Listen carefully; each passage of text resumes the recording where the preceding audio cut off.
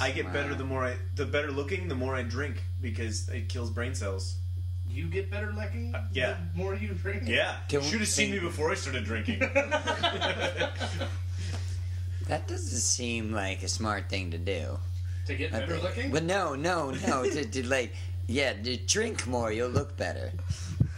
No, everyone else looks better. If every time I drank a beer I looked more attractive, I would be drunk all the fucking time. That'd be awesome. I would be fall down drunk. It's a great advertising slogan, though. I would drink our beer, get better looking. I would wake up and start drinking.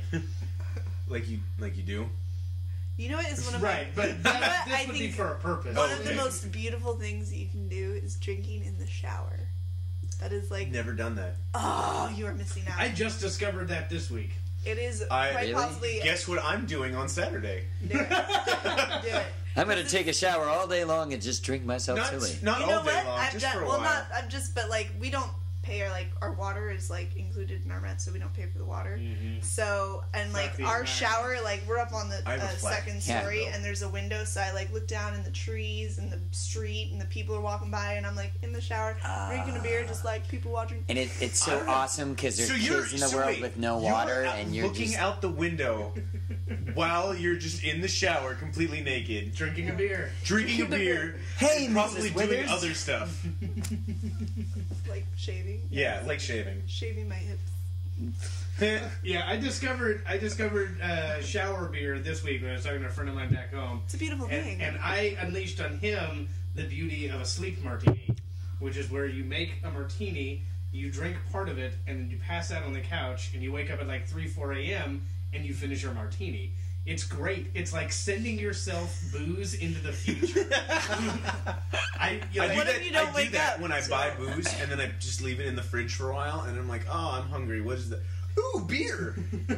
I swear, it's like you do that. I used to do it all the time back in Mississippi, and I'd wake up and be like, way to go, past Chris George. You are thinking ahead, buddy. Well, there's not much else to do in Mississippi. That's a good point. But that's past very Chris true. George, he was whining. Yeah, this shit locked. Now that would be an interesting one to pull on a kid. Right. I've come from the future. In 5 years, you and I are married. But you told me I could come back and have sex with you right now. You said on our wedding night, I wish I lost my virginity to you. So I've come back to give you that. To give you that gift. You would have to be at least, okay, to get that to work. You'd have to be at least in your 40s so that it's believable that there's time travel by the time that kid is married or has whatever. Okay. You have to be at least in your 40s. And it would have to be someone really dumb. Right. Like, you might have to meet their parents first and just make sure that they're fucking dumb so that they can't have taught their child anything better than that. Or you just can try it on enough people that you'd eventually strike. Yeah, but then you become known as the serial I'm from the future statutory rapist. Oh, there's that guy again. We're looking for a statutory rapist who's going around telling people he's a time traveler from the future. Yeah. If you've seen this man... If he bears any resemblance to Scott Bakula, you're on the right track. You can guarantee it'll work on the first try if you find someone dumb enough. Mm-hmm. You can guarantee that. But you'd have to make sure that they were dumb and hot, because otherwise it's just not even worth your while. Most dumb people are hot.